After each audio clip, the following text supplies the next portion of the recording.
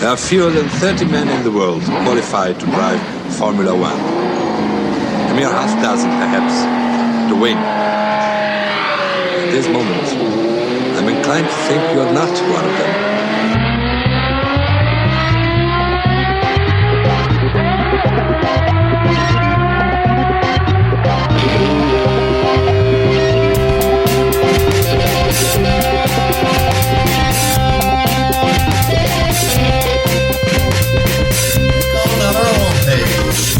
No, you want to. Keep up the good work, and there you have it. There you go. Qualifying. Welcome to F1Weekly.com. My name is Clark Rogers. I'm the host of the program. I'll be joined by Nasir Hamid, my co-host. This is podcast number 1047, June 10th, 2024. Nasir. Thank you, sir. I say Boy George should have won the race. Dando Lando should have won the race. When the 70 laps were over, it was win number 60 for Red Bull's secret agent, Maxwell Smart. Checo checks in for 2 more years at Red Bull, and sadly, Parnelli Jones, one of the greats of IndyCar racing, has passed away. Back to you, Chief. Thank you, Nasir. On today's program, Max wins and breaks more records. Power wins in the Fromage State. Chadwick wins from pole at Road America. Larson wins at Sonoma. And we have a new Tech Talk with Tim. It's going to help us understand the complex technical regulations for the season of 2026. And this week's interview, a wee bit of Danny Sullivan. And just a reminder, ladies and gentlemen, that yes, we do need your contributions to keep this program up on the servers. Just click on the Support F1 Weekly tab. You know, you want to. Nas, I know you had that Canadian spirit. You were singing that, "Oh, Canada." But in the end, Max, who shouldn't have won, and it was still an awesome, chaotic race. Yes, for whatever reason, the races in Montreal are very exciting and thrilling. And Sunday we had a fantastic maple leaf drag. And this is what happens when Mother Nature interferes. Normally, in such circumstances, Big Daddy comes out on top at the end. It was a case of we let it slip away, and that was the tune at Mercedes and McLaren. And there is life in the old dog. LCH almost made it to the podium despite saying this was his worst performance. And Prancing Horse did not come out to play in the rain. Where have you gone, Niki Lauda? We miss you so much. Sir, before we get into the splashing details of the race on Sunday, shall we do a quickie on Collie? Pedro de la Rosa is in the room right now. The more things change, the more they remain the same. Max P1 in Q1. His teammate, the 2 more years at Red Bull, Checo, out in Q1. Did that surprise you, sir? You know, I know the car is suddenly, well, it's not that great.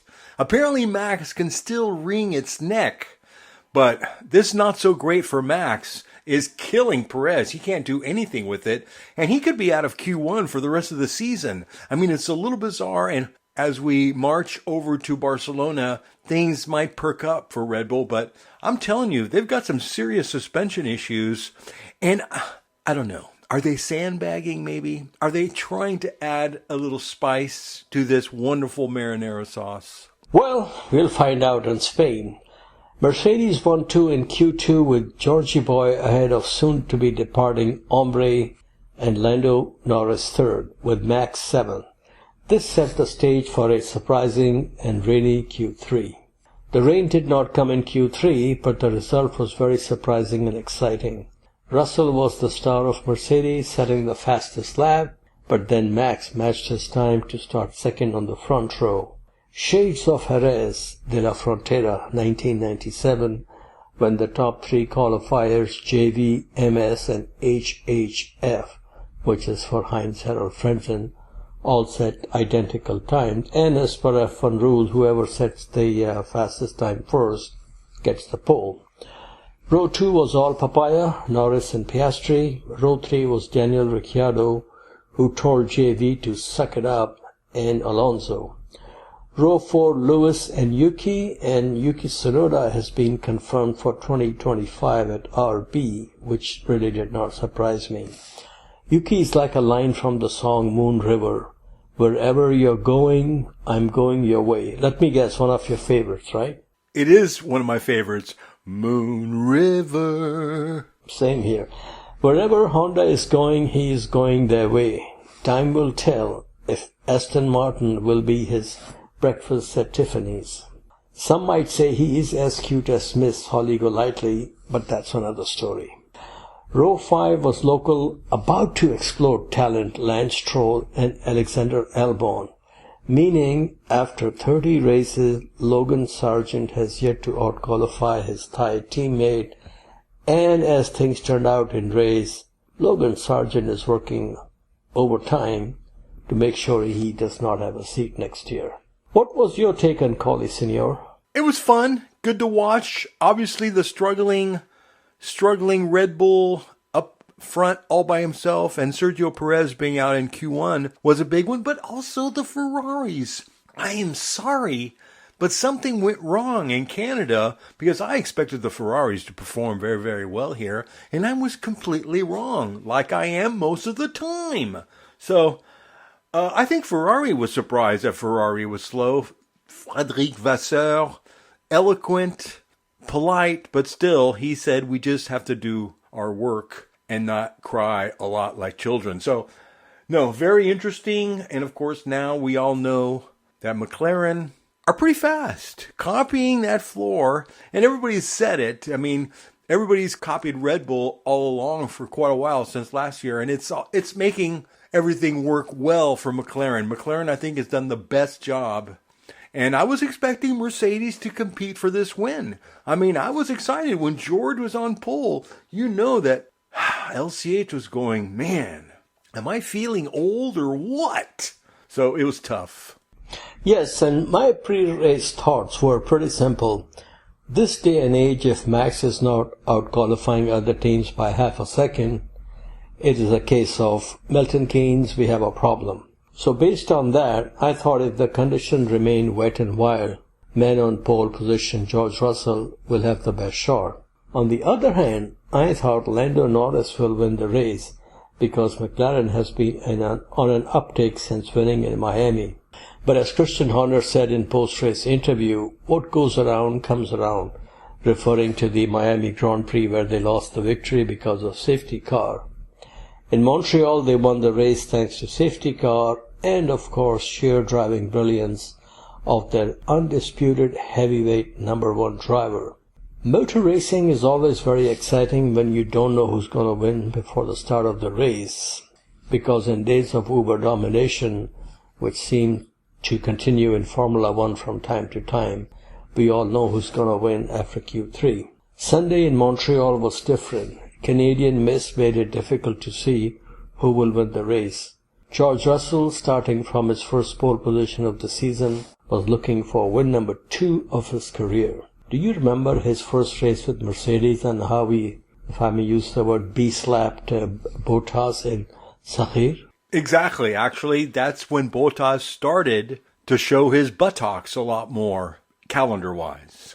There you go. All drivers started on intermediate tires except for the Haas drivers who were on full wet tires. I'm glad they kept the standing start in the wet. Rolling starts are for Lane S car and Indy cars. The top 2 rows kept their positions at the end of the opening lap, and surprisingly, no drama despite the slippery condition.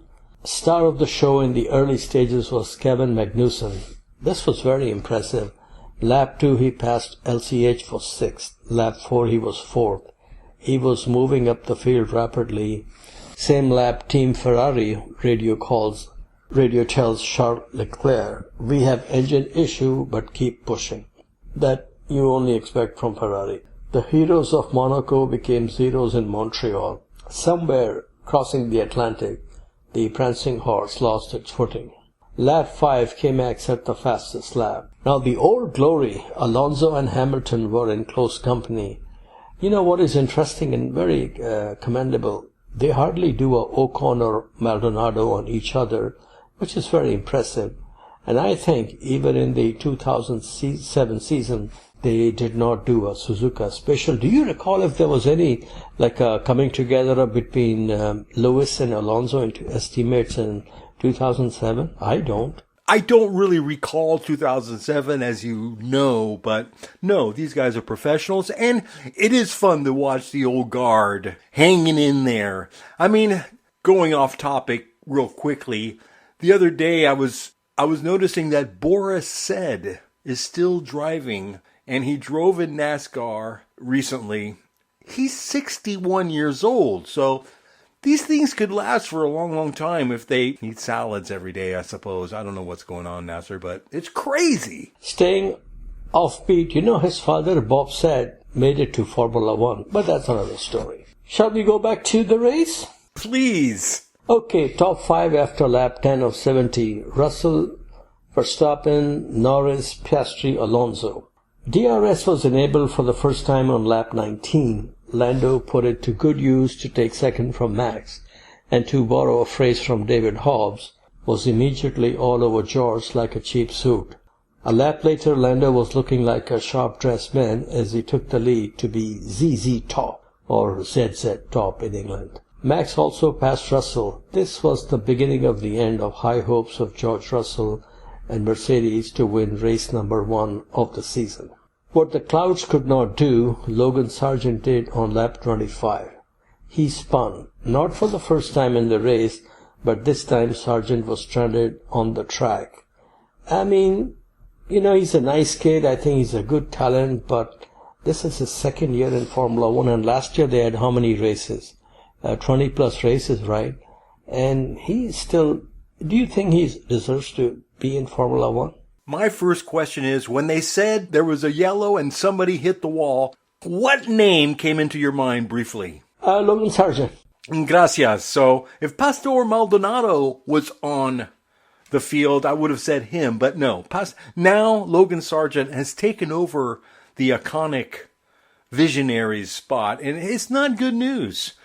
But Pastor Maldonado has texted Logan Sargent and is invited to test an old Williams in downtown, wherever they live. You know, interestingly, both of them were he is with Williams, and Pastor was also with Williams, but Pastor did win a Grand Prix, beating Fernando Alonso in Barcelona. So we have to have respect for Monsieur Maldonado. I concur. Yes, okay. The safety car came out after Lando had passed the pit entry. This was beginning of the end of Papaya Dreams to win the race, as both Max and Russell came in, which reminded me of Julian Palmer. Karma. Lando came out in third, and we all know what happens when Max takes the lead. Your dishes are done, wet or dry. Green means go on lap 30, top 5, Max, Russell, Norris, Piastri and LCH. He jumped his BFF during pit stops. Now, move of the race, which was very, very impressive, especially when they showed the aerial shot. That was the move made by Albon slicing through Honey Badger on Ocon. Did you like that, sir? I did like that. I mean, there was a lot of luck involved. Albon's reaction was smooth and choreographed almost, where he sliced over, avoiding the one car, passing both cars in the end. It was awesome. A bit of a reminder of the old days at Spa, Schumacher, your buddy, and Mika Hakkinen. Lap 45, Max in for slicks. Lando stays out. Lap 47, Lando set the fastest lap, and he had a cushion of 21 seconds over Max. At the end of the lap 47, he was in and did a little piggly-wiggly coming out of the pit lane, and Max backed the lead. You know, this is my take on Max. In any race, normal circumstances, if there are 10 laps to go, and this guy is within 2-3 seconds of the race leader, Max is going to win that race. It's as simple as that. And then he started singing Bye-Bye Miss McLaren Pie. Really? That's awesome creativity. He did. I heard it on the Dutch radio. Yeah. The party was over for Scuderia Papaya, as by lap 50 Max was already ahead by almost 4 seconds, putting McLaren on the Steely Dan program for Spain. Go back, Jack, do it again. Lap 51, George goes wide and loses second to Lando. Toto got on the team radio to sing his new tune, Focus, George, Focus. Lap 54, Sainz Jr. spins and collects Albon. Safety car back in action. Both Williams and both Ferraris out. By now, Checo had also checked out of the race. At the end of lap 58, safety car was in, setting up a dozen laps of push and shove, or so we thought. Up front, it was smooth sailing by the St. Lawrence River for the Red Bull Magic Man. Tremendous dicing between Piastri and Russell for the final step of the podium, and in their push and shove, it allowed LCH to get ahead of his teammate and get on the podium on lap 66 of 70. Here's another surprise. Yuki into the wall of voodoo with only a few laps remaining. On lap 69, George goes by LCH to get back on the podium. Checkered flag after lap 70, Max wins for victory number 60. Norris second, George third, LCH fourth, and set fastest lap of the race. Max message to the team, not easy, but we did it. Now here is why am I not surprised. Both Alpines were in the points, but once again there were communication issues with Ocon and the team. Like George Benson, he tried to talk it over, but words got in the way. He's lost in the Montreal masquerade. There are two drivers who should leave their respective teams because they are going nowhere. One is Lewis Hamilton, with mutual consent, and Esteban Ocon. Lewis goes, they can put in Andrea Kimi Antonelli, and who they will put in place. Maybe they can put at Alpine Jack Doohan, which will be nice, and see how it works out. What say you? I totally agree. I mean, LCH, he's very polite still, does what he's supposed to do, but the deep psychological situation is he's at Ferrari now. You could tell he's not in it emotionally, critical, thinkingly. He's just going through the motions. And, I mean, it could be fine for Toto, but I think they really need to say goodbye earlier to get it over with and put in Antonelli. I think Antonelli needs the experience. LCH does not. LCH, actually, I think he needs a little respite before he goes to the other side. So, we'll see what happens. Now, this thing will be of interest to you. Max winning the race reminded me of a Grand Prix at the Nürburgring in 2007, which was dominated by Felipe Massa and his Ferrari. But then, a little rainy night in Germany gave a little window of opportunity for someone else to slip in and snatch victory from Ferrari. That's someone I just can't seem to find his face in my mind right now. Who is that hombre, Mr. Rogers? Can you please help me make it through the night? Fernando Alonso. Fernando Alonso. Oh yes, El Machismo, the Spanish matador, got a tiny opportunity to take victory, and he grabbed the bull by the horn and ran with it. Now here is my favorite part, the argument he had in the green room, and that was between a Spanish-speaking driver and a Portuguese-speaking driver talking in Italian. That was one of the classic moments in all the years I've been watching Formula One. But you know, that's what great drivers do, win races even when they don't have the fastest car, and that's what we saw on Sunday. Let's listen to the race winner. And our winner, taking the 60th win of his Formula One career and his third consecutive win here in Montreal, Max Verstappen. Very well done, Max. It was a breathless, spectacular race. How rewarding is a win like this? Yeah, it's for sure. It's very rewarding. I mean, it's never an easy race. It's easy to make mistakes, especially on the inters when they were almost becoming slicks. You know, it was very easy to go off because the track was drying in most places, but in some corners it was still a bit too wet to go to slick tires. And yeah, that made it just very, very difficult. But yeah, it's a lot of fun to drive these kind of races now and then. You don't want it all the time because that's too stressful. But I had a lot of fun out there today. As you say, it was stressful. There was a lot going on, but how calm was it inside the cockpit? I think, yeah, of course, you are very focused, but you try to remain as calm as you can be, and also the communication to the pit wall and them to you to ask, what are the conditions. And I definitely think as a team, we did make the right calls today. And that of course is also very important. You made the right calls, but I think the timing of the safety car helped as well. Do you see that as payback for Miami? Of course, it sometimes works for you and sometimes it works against you. So this time, it was working for us. So I guess in that sense, it's 1-1 now this year. But that's racing. It's a part of it as well. Now, even with this win, you haven't been completely happy with the car here. We go to Barcelona next. Do you think it'll be stronger there? I would hope so, yes. I mean, the last few races have been quite difficult, but not only just difficult, too many problems as well throughout the whole weekend. So we need to have a cleaner weekend. And for sure, even in the race now, we're struggling a lot with the curbing and the bumps. So we definitely have an area where we can work on and definitely improve the car by quite a big margin if we get that under control. Very well done today, mate. Championship number 4 is pretty much a done deal. In 2025, if competition does not have a car that is 0.5 seconds faster than Red Bull, then 5 in a row will be a Dutch treat with a side order of flan. Lando Norris had to settle for second. Strong possibility we will see him and hopefully his Aussie teammate also on the top step of the podium before the season is over. Oh, the humanity!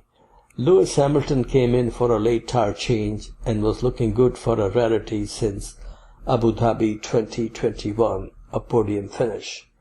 But then Georgie Boy got on a Greyhound bus and sprinted ahead of the speed demon from Stevenage to get on the podium. Both Russell and Norris were licking their elbow chops after the race. Could have, should have, would have. Max Verstappen remains a top dog when competition is fierce and intense, like Dog Day afternoon. Your thoughts on the grand finale and anything else you would like to say, Mr. Rogers? Well, the grand finale, it was really the coup. Max coming back, not only winning, but Ferrari failing completely. So the gap between Leclerc and Max Verstappen widens. And this was a terrible drop of the hat for Ferrari. When Max wins, they need to be getting points because then you fall further and further behind. And unfortunately, once we get to Barcelona, we're talking Max Verstappen territory. Yeah, he's going to be thinking about his first win, and this time he don't need two Ferraris to crash into each other so he can win. So it should be exciting.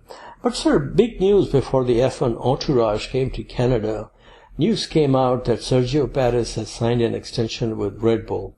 This was not a surprise, but 2 years did come as a surprise to me. But then again, millions and millions of pesos are ringing in from Mexico to Milton Keynes, thanks to Carlos Slim and his Telmex Corporation.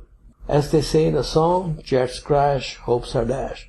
That is what has happened to Carlos Sainz Jr. trying to get into a competitive seat. Toto Wolff has come out saying that he deserves a good seat, but not available, no vacancy at Mercedes. Carlito and Max were suffering from cat scratch fever when they were at Toro Rosso, and apparently that fever extended to their papitos also, Jos the boss and Sainz Sr. also. I say when you have Max in a team, you have JFK. You can afford to have a kindler and gentler quail in the other seat. In other words, no need to invite possibility of cage rattling. And what can cage rattling do to a team can be seen in a 15-minute review of the 2007 season, which the host has forgotten, but that's okay, when both McLaren drivers had a chance to win the championship, but they snatched defeat from the jaws of victory. Are you surprised Sergio is getting 2 more years at Red Bull? I'm not surprised. Your point is correct. They wanted stability with Newey going away and all the bullshit around the team principal at Red Bull. It's been a headache, so They just wanted to get this done. That way there's nothing to think about. On the other hand, I feel terrible for Carlos Jr. I mean, it's that bad where he may wind up at Williams. I mean, can you imagine putting that on your resume? I replaced Logan Sargent at Williams. If you were to make the call for a driver in this situation, would you go Williams or Audi? I would have gone Audi for sure. Audi is so tech savvy. Look what they did at Le Mans. Look at their history. These guys come out of the box pretty successfully. Ask Toyota and everybody else. So, I don't know. He's not getting good advice, but he should have jumped on the Audi bandwagon. Look at Hulkenberg's face. I mean, it says it all. Well, for once, maybe twice, I agree with you. Audi would be a better choice. Very deep in technology, in resources, part of Volkswagen, Porsche, and so they can go into different directions to get some help. You know, one of my friends, he's a professional photographer in Formula One. He said to me, we were talking on this issue, he said, Audi will never win anything. And I said, why? He said, because they're based in Switzerland and no good people, technical people from England want to move to Switzerland. And, you know, most of the people working in Formula One or the people you want to hire are either English or based in England, whether they're from USA or New Zealand or South Africa, like Rory Byrne is another issue. But, you know, I do recall Sauber winning in Canada of all the places with a Polish driver. So I think they're going to come in with some very serious intentions, with some very good people, and throw a lot of money at it. And like I've always said many times, throughout the 100-plus year history of motor racing, anytime any German company has come into racing, whether it's Auto Union, Mercedes, BMW, whatever, in due course of time, they have cleaned everybody's clock. Remember, BMW was the first turbo world champion company with Piquet in 1983. And remember when they had that four-cylinder qualifying engine pumping 1,200 horsepower? Unbelievable. That was the M10 four-cylinder engine block. If you read the history of that, just the block itself is fascinating and encouraging. Yeah, so I hope Carlos Sainz, plus Audi will pay him a lot of money. Not that he needs money, but I think it would be a much better. But Mr. James Vowles, he is speaking very openly that, you know, they want to have Carlos Sainz. And I just don't think Williams is going anywhere. It just depends on investment. I don't know what's going on at Williams. I mean, let me put it this way. They've put up with Logan Sargent for way too long for no reason. Well, there's a reason, but I don't want to get into that. But Williams and Vowles, I think he has great hope of putting Williams back in the top 5 as soon as possible. And certainly somebody as competitive as Carlos Sainz Jr. would be a coup, but they're going to have to dig into their little pockets. Okay, we move on to Jib Jab from JV, Jacques Villeneuve, Formula One and Indy 500 champion. He has come out with some interesting comments regarding Lewis Hamilton's remaining days at Mercedes. He said, and I quote, "Sometimes you need new ingredients on your plate. You get bored with the same taste over and over again. That taste for Lewis at Mercedes is now stale. The fresh air of Ferrari might help him." End quote. I say the green leaves of summer are calling LCH to Maranello. After some asti spumante and prosciutto, LCH is going to get down to business and get ahead of the 8 ball in due course of time. Man, can you imagine Lewis Hamilton winning a championship with Ferrari? That will rock me Amadeus and Alonso. And that's when I will call you and say, "Good evening, Mr. Rogers." It would be exciting. I'm happy for him. I hope he gets a nice Italian girlfriend whose first name is Sofia. So, of course, I want him to succeed at Ferrari because let's all face it, folks. The fantasy of driving a Ferrari and winning in a Ferrari is in every man's dream. I don't care how long you've been at Mercedes. Mercedes is a little Achtung, schnell, Wasserschloss. You know, it's not sexy. But once he gets to Ferrari, he's going to go, Mamma Mia! No, it's just that logo, prancing horse, the history, Enzo Ferrari, and man, it's just incredible. And that's where Michael Schumacher raced, whom he matched in terms of championships. Thank you, Mr. Massey, and scored more wins than him. So it's going to be a very incredible story. And the story right now we have to look forward to is a little break and some Aquafina. That's very true. I just want to bring up, can you imagine Lewis Hamilton at the Cavallino restaurant right there with the boys, the gang from the Ferraris? Oh my God, at lunchtime, having a little vino, a little mozzarella. Oh my God, he's going to be living it up. We're going to see a new fattened up Lewis Hamilton. On that note, why don't we get a couple of Aquafinas and take a quick break, and we'll be back after these brief messages. Hi, I'm Helio Castroneves, 4-time Indy 500 champion, and you're listening to F1 Weekly.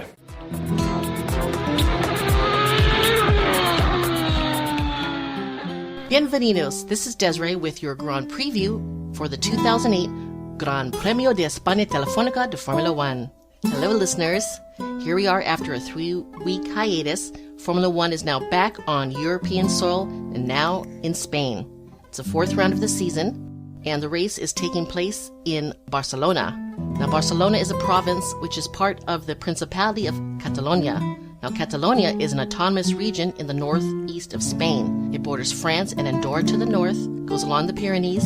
There's the Mediterranean Sea to the east, and the Valencian region to the south, and the Aragon region to the west. The official languages spoken here are Spanish and Catalan. Now, Catalan, just so you know, will also be spoken in the city of Valencia, where it's called Valencian, and that city is going to be later hosting the European Grand Prix for the first time. If you're in Barcelona, most of the signs you see are in Catalan, and Catalan is not a dialect, it is its own distinct language. Barcelona is a capital and the most populous city in Catalonia, and the second largest city in Spain altogether. There's about 1.6 million people. In the metropolis area, there's over 3 million.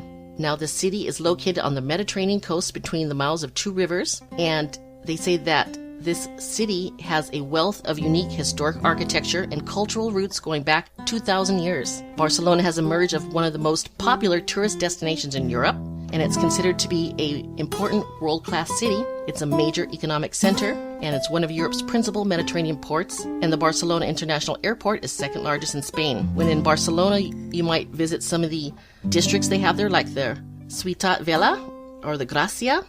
Beautiful regions, it sounds like. Now, the Spanish Grand Prix, the background and history, they had a motorsport event in Spain way back in 1908. It was called the Copa Catalunya, and it was a road race back in 1908. But there was a Spanish Grand Prix in 1913. It was actually with touring car rules versus Formula One rules, and it was a 300-kilometer road circuit near Madrid that took place then. And there was a World Championship calendar Grand Prix appearing in 1951, but it was not until 1969 that a Grand Prix race was staged regularly in this country. They've had 5 different circuits that have hosted the race, and the one that we'll be racing on this weekend is the Circuit de Catalunya. Now, the Spanish Grand Prix went off and on the calendar. It left in 81, it came back in 86, and they were switching off between another venue called the Jerez de la Frontera, which is in the sherry capital of the world, switching off with our current venue. There's been some historic moments here at this site in the past. Jackie Stewart holds the record for the largest winning margin in any Spanish Grand Prix. He took the checkered flag in 1969 in the Montjuic Park. He led Bruce McLaren by a full 2 laps. He must love it. West McLaren Mercedes driver Mika Hakkinen took pole position, fastest lap, and race win in the 1998 Spanish Grand Prix. Now, Spain used to mostly like MotoGP until they had the champion of their own, Mr. Fernando Alonso. Now they're a little more Grand Prix Formula One crazy, they say. Now, our host circuit, the Circuit de Catalunya, was built as part of Barcelona's Olympic Development Program, and it's actually about 20 kilometers north of the Catalan city capital there. The first time they had a Spanish Grand Prix was in 1991, and just so you know, a former Minardi driver, Luis Perez Sala, he advised the layout of this track, and it was not Herman Tilke. So there's one that was not Herman Tilke. Now, another thing that happened in the memorable moments in history was in 1991. There was a Spanish Grand Prix with Ayrton Senna and Nigel Mansell. They were racing down the entire front straight side by side and dueling. Actually, they were dueling for second place, but Mansell eventually took position, and then he actually won the race. In 1994, Michael Schumacher managed to finish in second place despite driving over half the race with only fifth gear. You might remember that. That showed that Schumacher had the stuff. Now, it wasn't until 1996 that Schumacher took his first win, and this is when he was with Ferrari. And another thing that happened to Mika Hakkinen was in 2001, he suffered a clutch failure while leading the race on the last lap. One of those sad McLaren moments. So in 2006, Fernando Alonso became the first Spaniard to win at his home country track. Now here's some fast facts about the circuit. The change to the layout of the Circuit de Catalunya happened in 2007. They had to change the final two corners at the end of the lap. The drivers liked those corners, but it was a little bit dangerous. They had two very quick bends. Now they've been replaced with a chicane that flicks left and right. The modification designed to encourage more overtaking slows the drivers down so that one person can maybe outbrake into the other, and then they go around and they sweep into a long, fast straight. Maybe they can slipstream and overtake at the other corner then. Now, the wind of the Catalunya circuit is famous. It's famed for having a changeable nature. This can lead to a challenge with the setup of the cars, but there's been lots and lots of testing here, so most of the drivers are very familiar with this race, which is good and bad. Being familiar means you know where you're going, but also can mean that you can be bored with it. Lewis Hamilton has come out and says we should never leave this track. He loves it. Red Bull, the Maverick team, is saying that ever since Fernando Alonso came on board, they're going to build all these extra structures for people to the spectator stands, but once he quits the sports, they're going to lose all interest in Formula One and go back to watching MotoGP. We shall see. Welcome back to F1Weekly.com. Clark Rogers here, your host. And now, as we spin the globe and go around the world with Motorsports Mondial with the king, the Sultan himself, Nasir Hamid. Thank you, sir. I hate to start with some sad news, but everybody has to go someday. Last week, Parnelli Jones passed away. He was one of the greats of IndyCar racing. You know, he was from the era of A.J. Foyt, Unser Brothers, Mario Andretti, a great racing legend. He won the 1963 Indy 500. He was winning in NASCAR. He won Baja 1000. He was born in a town called Texarkana in Arkansas, but then moved to, with his family as a 7-year-old to Torrance, California, and that's where he lived till he passed away. And then, you know, his two sons, PJ and Paige, they used to race also. Paige was seriously injured in an accident. He's doing okay now. And PJ, I met PJ many times because he used to race with Dan Gurney's GTP team, Toyota GTP team. And met Parnelli also a couple of times. He was a great character. And I'm going to tell you, man, something that was very impressive. Some years ago, I was reading an article with interview in Motorsports magazine, which is like the industry standard for historical racing. And there was an interview with Chris Amon, and they asked him who was the best driver he ever raced against or, you know, encountered in his life. And the name he took was Parnelli Jones, and that was very, very impressive. And this is what Roger Penske had to say, I quote, "The racing world has lost a great competitor and a true champion. Parnelli Jones was one of the most accomplished racers in history, and his determination and will to win made him one of the toughest competitors I have ever seen." End quote. You know, after his racing days were over, he got in team ownership with his longtime business partner Val Miletic. He was originally from Yugoslavia, based in Southern California, and I believe he ran car dealerships. So they had a very successful team in IndyCar racing with Al Unser. They won the Indy 500. And Wells Parnelli also had a team in Formula One in the early 70s, and one of their drivers was Mario Andretti. So a great loss to the world of motor racing, and our condolences to the Parnelli family and his friends. Anything you want to add, sir? A fantastic part of American history. Not only motorsports, but everything else. Awesome. He had a great life, and I was bummed out when I saw the press release. Okay, so now shout out to F1 Weekly familiar member Ron Fielding. He sent me a link to a story on Giancarlo Fisichella by Matt Bishop in Motorsports magazine. A theme of the story was Fisico lacking in killer instinct? I think Fisico was a very good driver. Like DC, he could be unbeatable on his day, but as DC himself said about his own career, such days for him were rare for both DC and also for Physico. Now, Jenson Button, who was his teammate at Benetton, has a very high opinion of Fisichella, saying he could get the most out of a car even if the car was not competitive. That's our Physico.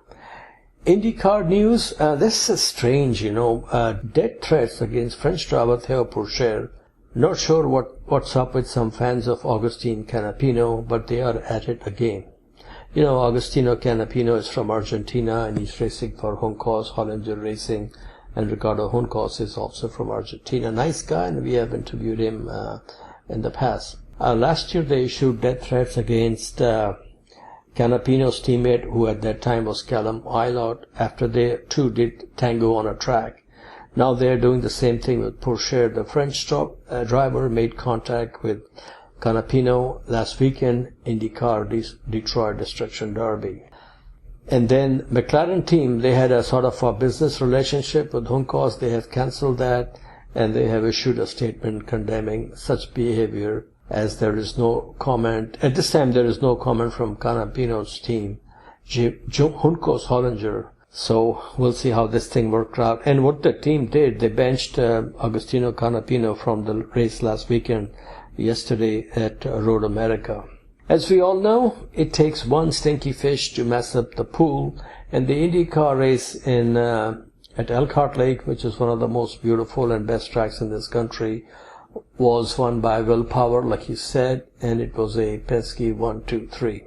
This is a track that's very high on my list, and I'm hoping before winter sets in, I can go and at least see the track. You also mentioned Jamie Chadwick. She is in the American Formula 2 called Indy Next. And man, this was a very, very impressive performance. She was fastest in qualifying, and there are some drivers like Louis Foster, Nolan Siegel, Josh Abel, who are very, very quick. And for her to beat these boys fair and square in qualifying, in race, in normal racing condition, I mean, this was no Covey victory. Somebody blows out and you win the race. So kudos to Jamie Chadwick. I think it will do her career a lot of good. And Mr. Michael Andretti, who is her team owner, he was also very happy. And I think there have been 3 races in this series. Previously it was known as Indy Lights, that were won by lady drivers. But this is the first time a race has been won on a road course.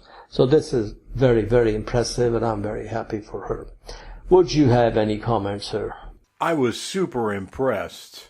Road America, Elkhart Lake is a fantastic track, very technical, and if you're going to win something and you win there, you should be proud of yourself. So yeah, Jamie Chadwick has been around for a while. She was champion in the W Series.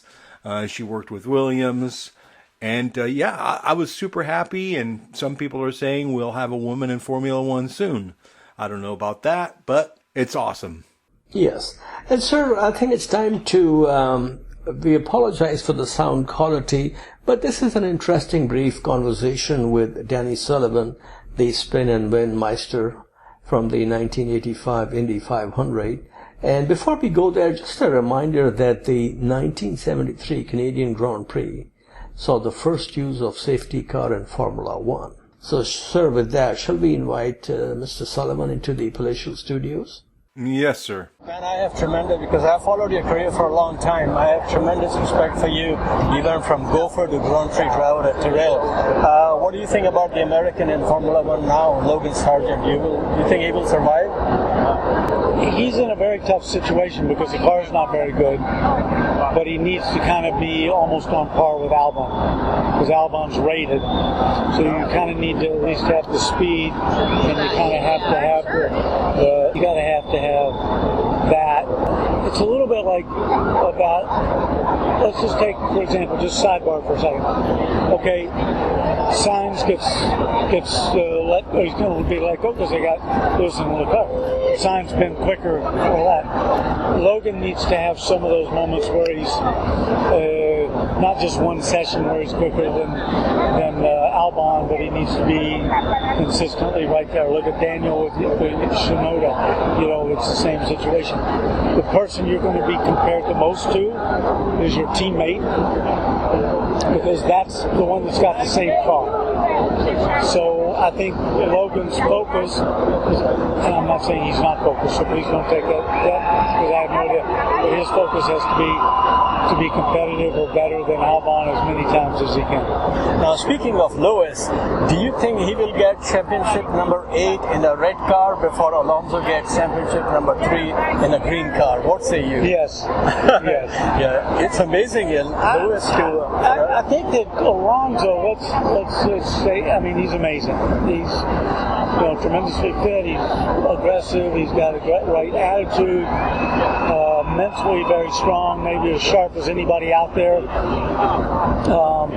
for me, the problem is they got to start winning races on a regular basis before I would put him up to over Ferrari, if that makes sense. You think Adrian Newey is moving to Maranello? I think that's a $64,000 question. I think the only person that really, really knows in their mind on percentage points is he, and maybe the wife, maybe. Now, you've raced against Mario Andretti, great competitor, great name in the world of motor racing. I personally feel that he was insulted by FOM by not giving him an entry, or his son.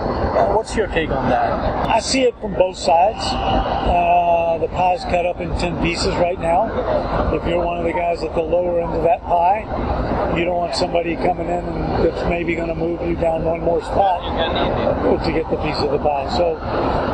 But I've always felt that the unanimous vote is pretty hard to achieve in a lot of things. I think it gets stuff stalled. I'm not saying it should be 60%, but I think it should be 70, 80% where if everybody votes, But look, I'm pro Andretti's because I think they're fantastic. It'd be great for Cadillac to come in, even though Cadillac wasn't going to start off building their own engine. But Ford's supposed to come in with Red Bull. They're not building an engine.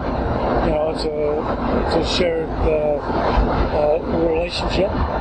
So I think it would be good for the public and for American.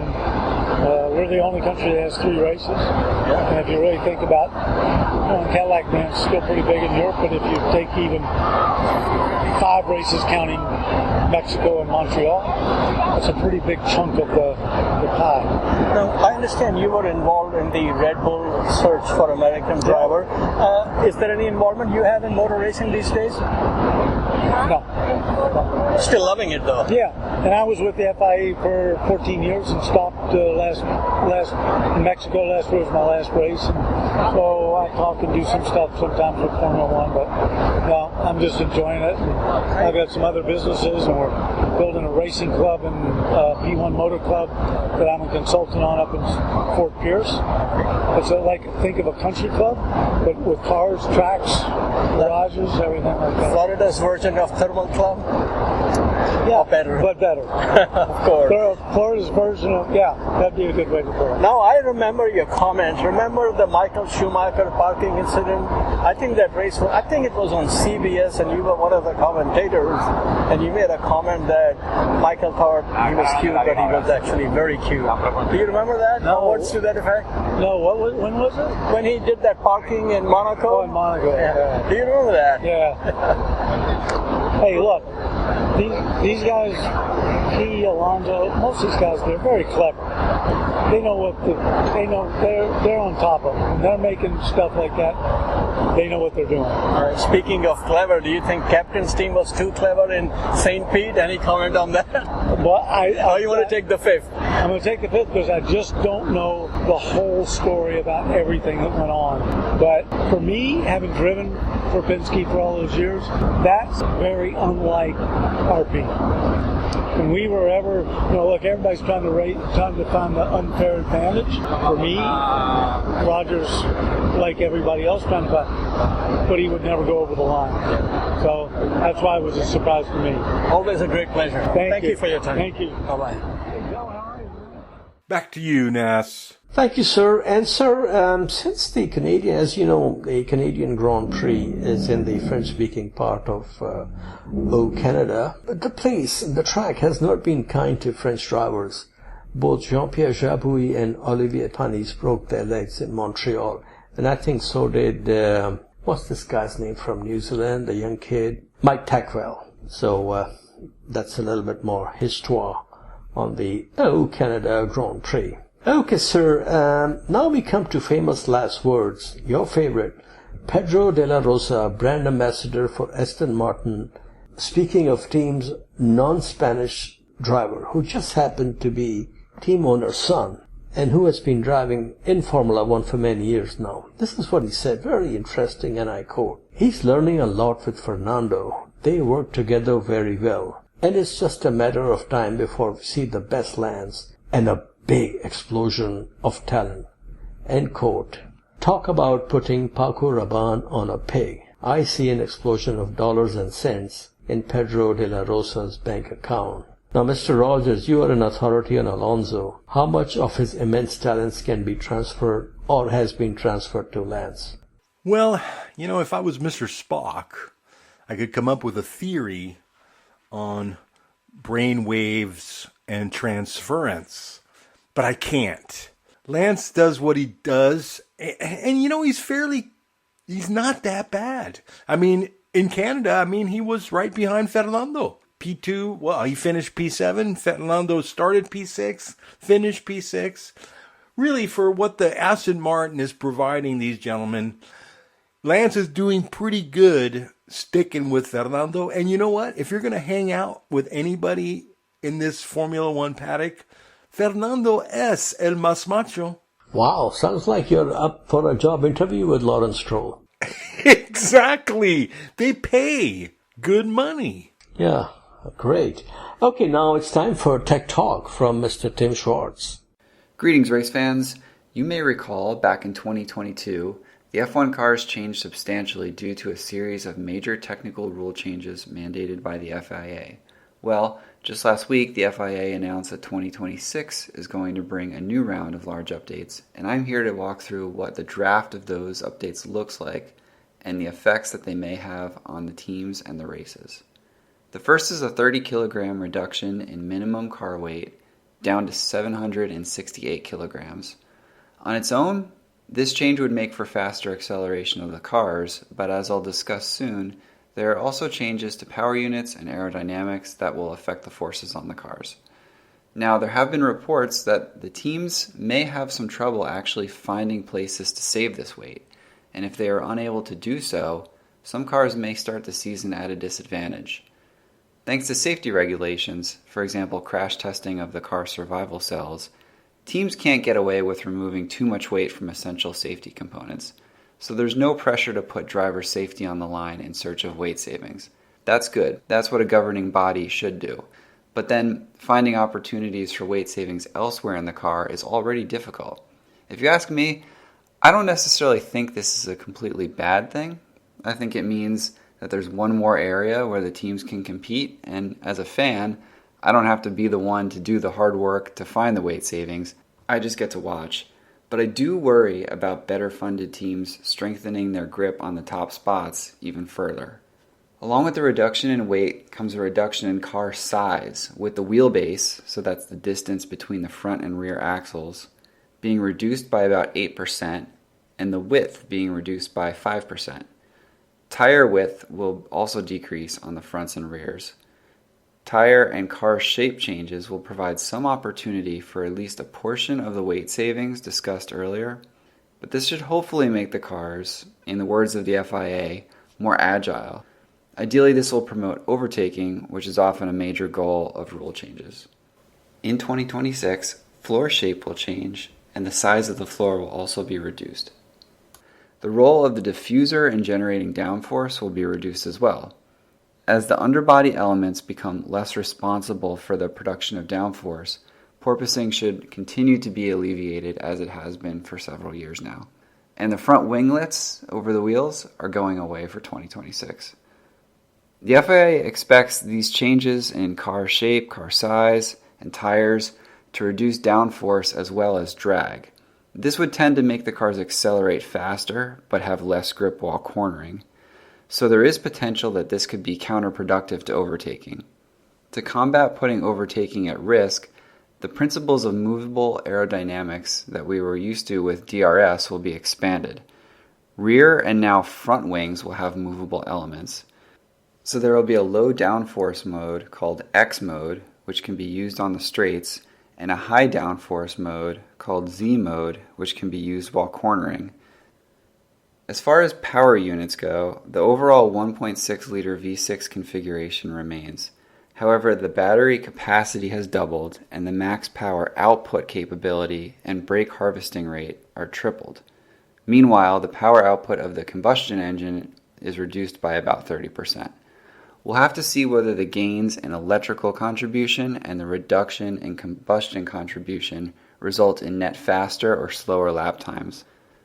My thinking is that the values were changed in such a way in order not to have a large net effect on lap times one way or another, but we'll see. Certainly the cars have become more sustainable as the max power contribution from electrical and combustion are now close to even, and fuels will be 100% sustainably sourced in 2026. A further change regarding the electrical system is what's called manual override mode. This allows a car trailing another car by a second or less to use electrical energy at higher speeds than is normally available. This should help promote overtaking, and it seems to be a mix of existing F1 hybrid boosting, the timing aspects of DRS, and some concepts from other series such as IndyCar's push to pass. We'll see if it makes for more exciting racing or adds unnecessary complexity. Finally, there are some improvements to car safety, such as strengthening designed to protect the driver and fuel cells from side intrusions of other cars, and two-stage crash structures in the nose to prevent elements such as front wings from becoming dislodged. So that's a high-level summary of the changes for 2026. Lots of work now for the teams to accommodate these changes while remaining competitive, and us fans will get to look forward to seeing how these affect lap times, overtaking, and excitement. Tim, keep up the good work. Now we all understand. Nasir? Okay, so looking ahead, this morning I made another call to Dr. Marco's assistant. She said she will let me know this week if he is available for an interview in his hometown of Graz after the British Grand Prix. I heard the same thing last week, but I'm running out of time, so let's see what happens. I'll give her a call again on Friday, and let's see if we can work something out. Now, interestingly, when you call his hotel, the music they play while they put you on hold is not Vienna Calling from Falco, but Strangers in the Night from Chairman of the Board. I think being in the hotel business, Strangers in the Night is a much better choice than Heartbreak Hotel. What say you? Strangers in the night, exchanging glances. Yes, a very, very beautiful and a very famous song all over the world. Okay, sir, thanks to your singing, it brings us to Musical Mondial. Race was in Canada. Music today is from north of the border and the orchestra of Percy Faith. Thank you for listening, and please enjoy Theme from a Summer Place. Thank you. Good night. Bye-bye.